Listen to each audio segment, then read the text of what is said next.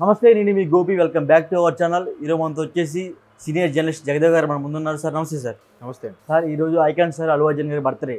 ఆయన బర్త్డేకి పెద్ద పెద్ద ప్రముఖులందరూ విష్ చేశారు. అందులో భాగంగా పవన్ కళ్యాణ్ గారు కూడా విష్ చేశారు. బట్ రామ్ చరణ్ అయితే విష్ చేయలేదు. వాళ్ళిద్దరి మధ్య ఉన్న గొడవలు ఏమైనా ఉన్నాయా, బయట నుంచి ఆ గొడవలు ఉన్నాయా, లేకపోతే తగాదాలు ఆడుకున్నారని బయట వార్తలు వస్తున్నాయి. ఈ ఎంత మేరకు వాస్తవం? అదేముండదండి అసలు.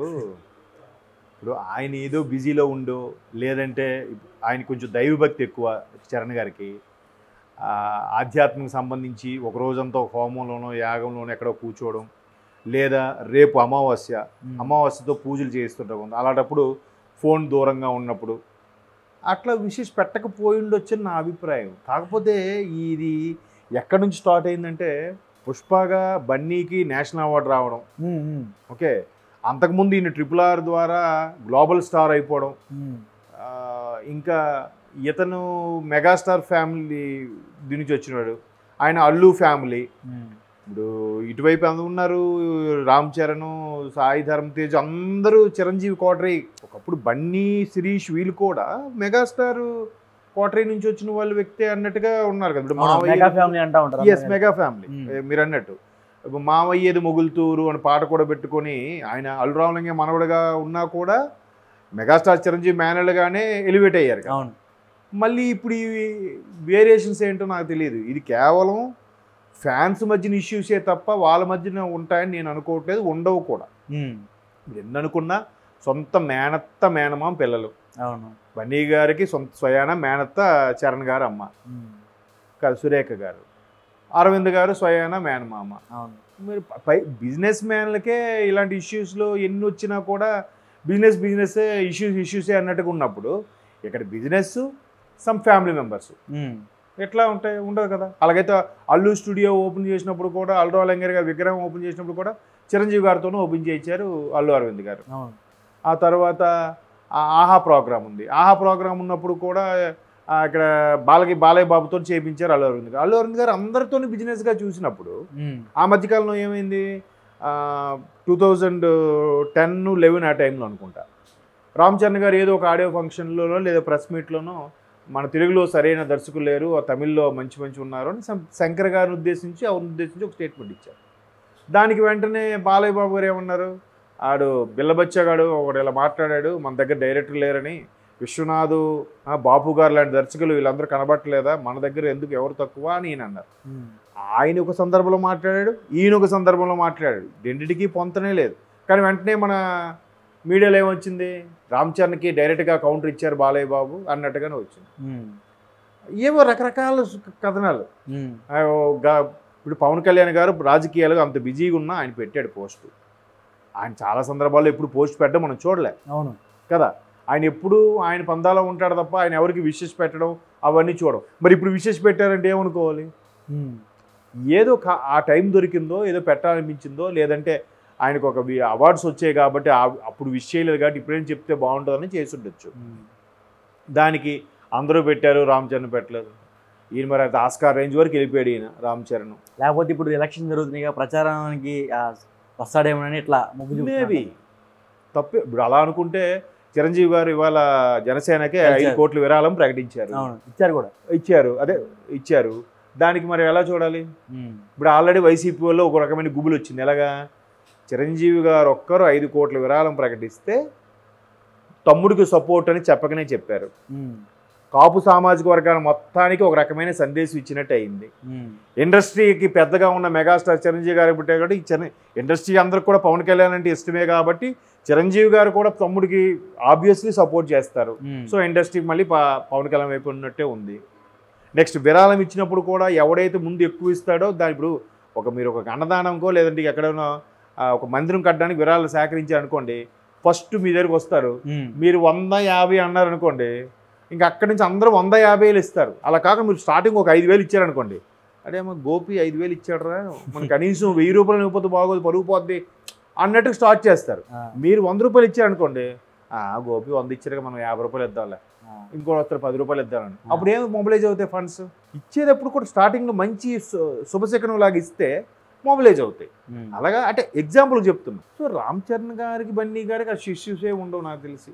ఇప్పుడు గతంలో ఇద్దరు కలిసి ఒక సినిమాలో కూడా చేశారు. అవును. కేవలం చెర్రీ కోసం, రామ్ చరణ్ కోసమే చేశాను ఎవరు కదా. సో అయితే రామ్ చరణ్ బన్నీ ఎవరిలో యాక్ట్ చేశారు, ఫేస్ ఆఫ్ టైప్లో. అయితే అలాగే మొదటి నుంచి కూడా రిలేషన్స్ ఉన్నాయి. ఇప్పుడు కొన్ని సందర్భాల్లో రామ్ చరణ్ బర్త్డేకి ఈయన కేక్ కటింగ్ వెళ్ళిన సందర్భాలు కూడా ఉన్నాయి. చిరంజీవి గారి బర్త్డేకి కూడా ఆయన మళ్ళీ రాజకీయాల నుంచి బ్యాక్ టు ఖైదీ నెంబర్ 150 చేసే ముందు కూడా బన్నీ గారు ఆడియో ఫంక్షన్కి వచ్చి కేక్ కటింగ్కి వచ్చారు, చరణ్ గారు వచ్చారు. మరి దాన్ని ఎలా చూడాలి? రిలేషన్ ఉంది, పైగా ఒక్కొక్కరికి హీరో. ఇప్పుడు ఎన్టీఆర్ అలాగే బన్నీ బావ అని పిలుచుకున్నంత క్లోజ్ ఉంది. కుటుంబం నేపథ్యం వేరు, కుటుంబాలే వేరు. ఎన్టీఆర్ గారి ఫ్యామిలీకి, నందమూరి గారి ఫ్యామిలీకి, చిరంజీవి గారి ఫ్యామిలీకి పడదు పోటీ అని ఫ్యాన్స్ గొడవ పడ్డమే తప్ప వాళ్ళు బాగానే ఉంటారు. మరోవైపు ఎన్టీఆర్, రామ్ చరణ్, మహేష్ బాబు ఈ ముగ్గురు క్లోజ్ ఫ్రెండ్స్ అంట. ఎక్కడికైనా భరత్ అని నేను సినిమా 100 సక్సెస్ అయిన తర్వాత మహేష్ బాబు గారు వాళ్ళిద్దరు పిలిచి ట్రీట్ ఇచ్చారంట. ఎన్టీఆర్ రామ్ చరణ్ బర్త్డే ముందు రోజు లక్ష్మీ ప్రణతి గారి బర్త్డే ప్రెస్ మీట్ లో చెప్పారు కదా. మరి ఆవిడ బర్త్డేలో కేక్ కట్ సెలబ్రేషన్ చేయరంటే వెంటనే రామ్ చరణ్ కారు వచ్చి ఆగుద్దంటే ఈయన ఎక్కువ ఆరుకి వెళ్ళిపోతాడంట. 12 అవటం ఆలస్యం బర్త్డే వచ్చింది, కారు తీసుకుని వెళ్ళిపోతారంటారా. మరి వాళ్ళు అంత క్లోజ్గా ఫ్రెండ్లీగా ఉన్నప్పుడు ఈ మీడియా పెట్టే చిచ్చేమో అని నాకు అనిపిస్తుంటుంది ఒక్కోసారి. అటు తప్పుగా అనుకోవద్దు. ఇప్పుడు చిన్న ఎగ్జాంపుల్ చెప్తా. అంటే బయట జరుగుతున్న ఆరోపణలు, వ్యాఖ్యలు కాబట్టి మేము అడుగుతున్నాం. అప్పుడు అందుకే వీళ్ళు కూడా దానికి అవును అనరు, దీనికి కాదు అనరు, దేన్ని ఖండించరు. ఇప్పుడు అల్లు అరవింద్ గారు ఒకసారి నవ్వుకొని మాట్లాడారు. ఏదో ఇద్దరికి పడట్లేదు అన్నట్టుగా, ఏదో Vijay Devarakonda cinema audio function దేనికో వస్తూ ఇలా మాట్లాడారు. ఇప్పుడు ఎలా ఉంటుందంటే, గతంలో రోజా గారు, ఇప్పుడు మంత్రి రోజా గారు ఒకప్పుడు మంచి హీరోయిన్. ఆవిడ అందరు హీరోలతో యాక్ట్ చేశారు. చిరంజీవి, బాలయ్య, నాగార్జున, వెంకటేష్ అందరితో కూడా చేశారు. తమిళ్లో కూడా రజనీకాంత్ గారు వాళ్ళందరితో చేశారు. కమల్ హాసన్తో చేయలేదు, అంటే అవకాశం రాలేదు. అయితే ఒక మీడియా మిత్రుడు ఏమన్నారు, మీరు అందరితో చేశారు, కమల్ హాసన్ గారితో ఎందుకు చేయలేదు, మీకు ఆయనకి నప్పదా అంటే ఈయన క్వశ్చన్స్ అన్ని, పడక చేయలేదా అంటే ఆవిడ అదేం లేదండి, నేను మరి చిరంజీవి గారితో చేశాను, ఇక్కడ రజనీకాంత్తో చేశాను, అక్కడ టాలీవుడ్లో సూపర్ స్టార్ అయినా, ఇక్కడ కోలీవుడ్లో రజనీకాంత్ సూపర్ స్టార్లో చేశాను, అవకాశం వస్తే ఎందుకు చేయను, నాకు మాత్రం చేయాలన్నది అంత గొప్ప నటుతో. అంటే దాన్ని ఎలా వక్రీకరించారు, కమల్ హాసన్ కన్నా పెద్ద హీరోలతో చేశాను, కమల్ హాసన్ నా దృష్టిలో పెద్ద లెక్క అన్నట్టుగా రాసుకెళ్ళిపోయారు. ఇంకా అది ఎలా అయిపోయిందంటే కోల్డ్ వార్ లాగా అయిపోయింది ఇద్దరి మధ్యలో.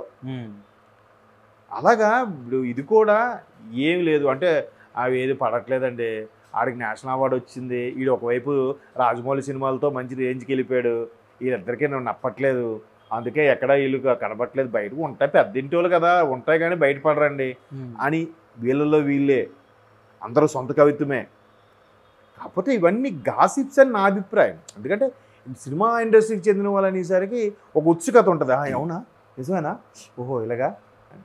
ఇప్పుడు మొన్న ఎవరో ట్రోల్స్ చేశారు, ఎలాగా వరుణ్ తేజ్ లావణ్య త్రిపాఠిని చేసుకున్నారు కదా. శ్రీరస్తు మస్తులో అల్లు శిరీష్ లావణ్య త్రిపాఠి చేశారు, ఆ ట్రోల్ చూసారా? అరవింద్ గారే అన్నారు కదా, అరవింద్ గారు అన్నారు. ఓకే, ట్రోల్స్ వచ్చింది ఏంటంటే ఆ సినిమాలో ఒక దగ్గర ఇద్దరు దొరికిపోతే లావణ్య త్రిపాఠి నా బ్రదర్ అండి అన్నయ్య అని అంటారు. దాన్ని ఇప్పుడు పెట్టి కింద వరుణ్ తేజ్తో మ్యారేజ్ ఫోటో పెట్టి అన్నయ్యను క్యాజువల్గా అందేమో నిజంగా అన్నయ్య ఏడు శిరీష్ మేనత్త మేనమామ కాబట్టి అన్నయ్య అవుతాడు కదా ఆబ్వియస్లీ. అట్లాగా కొన్ని సినిమాలు తెచ్చి ఇక్కడ సింక్ చేసి ఈయన ఎంతమందికి పెట్టి ఈయన పెట్టలేదు ఎందుకు అలా అనుకుంటే రామ్ చరణ్ సోషల్ వీటి గురించి కూడా ఏమి రెస్పాండ్ అవ్వడు. ఒక్కసారి రెస్పాండ్ అయింది ఏంటంటే పవన్ కళ్యాణ్ గారికి థ్రెటనింగ్ ఉంది, ఆయన చంపేది, ఆయన నిజంగా ఆయన ఎవడైనా ఏమి చేయాలంటే ముందు నన్ను దాటి వెళ్ళాలి అని ఒక్క విషయంలో స్పందించాడు తప్ప ఆయన ఎక్కడ పబ్బులు, సినిమాలు, షికార్లు ఎక్కడ కనబడ్డు. ఎంతసేపు ఆయన వేరే లోకంలో ఉంటాడు. ఈ మధ్యకాలంలో పాప పుట్టాక ఏదో పాపతో పాటు ఫస్ట్ టైం బీచ్కి వెళ్ళామని, పాపతో పాటు ఫస్ట్ టైం ఈషా ఫౌండేషన్కి వెళ్ళామని, ఏవో ఎక్కడెక్కడో సోషల్ మీడియాలో ఎవరెవరో వాళ్ళ ఫ్యాన్స్ పెట్టి నువ్వు గ్యాదర్ చేసుకుని వస్తున్నా కానీ వాళ్ళు పోస్ట్ చేసినవి కూడా కాదు. ఒకసారి కరోనా టైంలో దోశలు వేసి వాళ్ళ అమ్మగారికి ఇచ్చాడని, ఇట్లా ఆయన ఎప్పుడు చూడండి, మీరు అబ్జర్వ్ చేయండి, మీడియాకి ఎప్పుడు దూరంగానే ఉంటాడు.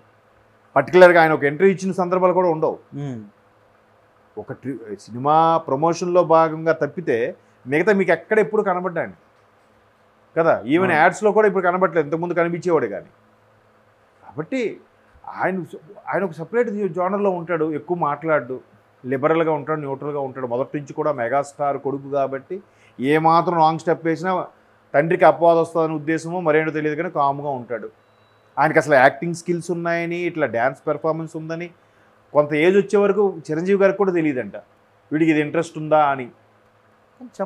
ఆయన న్యూట్రల్గా ఉంటాడు. బన్నీ అలా కాదు, చాలా జోవియల్గా ఉంటాడంట. ఆయన సెట్స్లో కూడా చాలా హుషారుగా ఉంటాడంట.